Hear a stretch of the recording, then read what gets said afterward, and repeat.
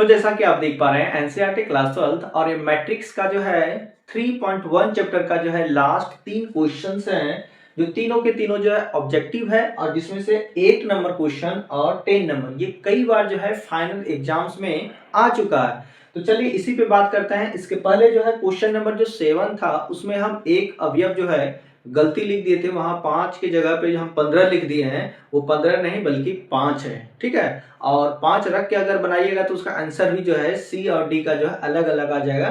तो ये जो है आप लोग कवर कर लीजिएगा उसको, ठीक है। हालांकि हम जो 15 रख के बनाए हैं वो भी सही है, ठीक, लेकिन अकॉर्डिंग टू बुक अगर जाते हैं तो फिर वो जो है 5 होगा, जिसके अनुसार आंसर भी उसका जो है सी डी का वैल्यू चेंज हो जाएगा।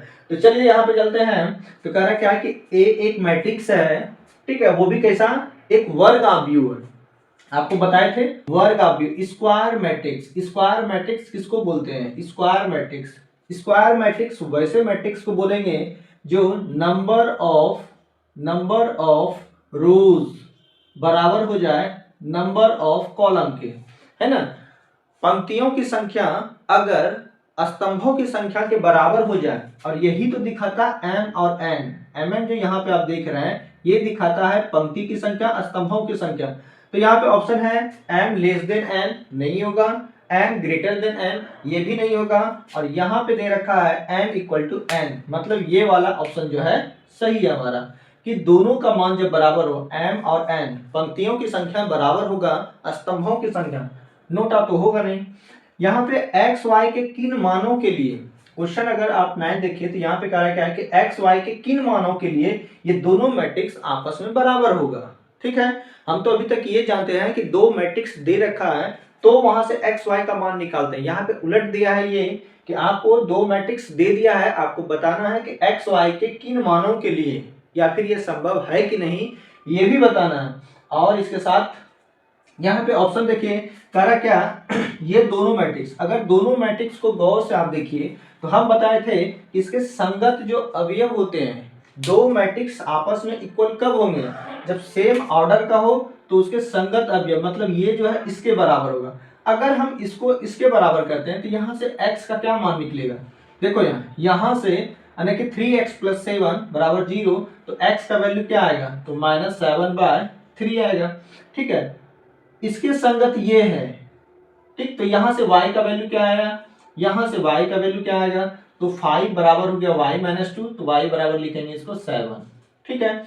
अगर हम यहाँ पे चलते हैं ये वाला, ये एलिमेंट जो है इसके बराबर होगा, तो अगर यहां से हम फाइंड करते हैं तो y का मान देखिए यहाँ क्या आ रहा है, यहाँ पे 8 में 1 चला गया तो बचा क्या 7, और यहां से अगर x का मान निकालते हैं तो यहां से देखो क्या आ रहा है, सॉल्व कर लो इसको, तो ये हो गया हमारा x बराबर इसका क्या मान हो गया, 4 में 2 चला गया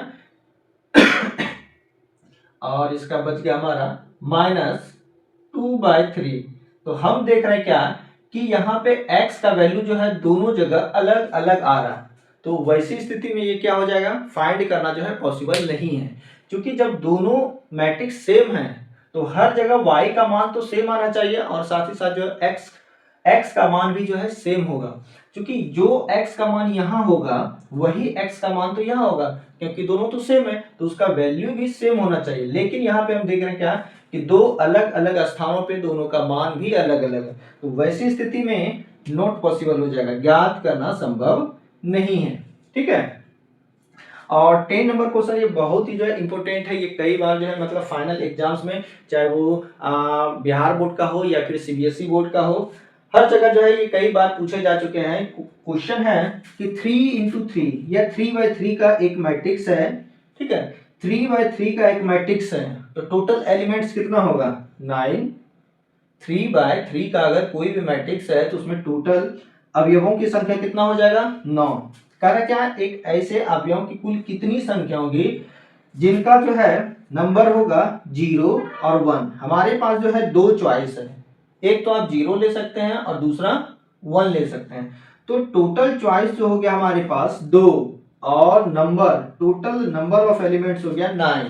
तो इसका जो कुल नंबर होगा, अवयवों की कुल संख्या होगी, इसके लिए फॉर्मूला है 2 to the power 9, यानी कि हो गया ये 512। ठीक है, मतलब जितने एलिमेंट्स है उसको पावर कर देना किस पे, जितना आपके पास चॉइस है।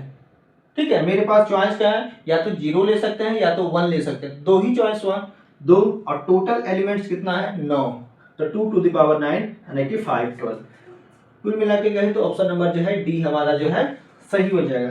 तो चलिए यही था हमारा 3 ऑब्जेक्टिव प्रश्न, और इसके बाद जो है हम मिलते हैं एक्सरसाइज 3.2 में। वहां पे देखेंगे कि किस तरह से अवयवों को जोड़ते हैं, घटाते हैं या फिर जो है गुना करते हैं।